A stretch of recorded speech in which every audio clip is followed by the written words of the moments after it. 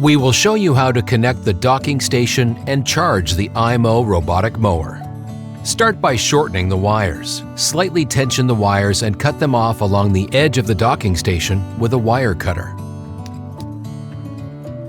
Then, strip the wires for about 10 millimeters and twist them so that no single strand sticks out. Thanks to the cable markers and the symbols on the panel, it is quite easy to match the wire ends to the right terminal clamps. Successfully guide the individual stripped wire ends through the respective cable holders in the corresponding clamps.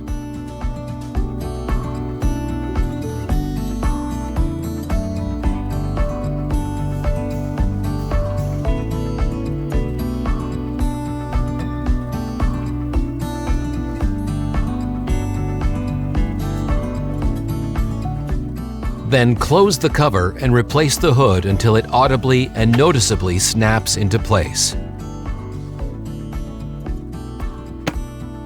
Now fully unwind the charging cable and install it outside of the mowing area. The cable should not be entirely tensioned and not be installed on permanently wet soil. Also, ensure that people cannot trip over it.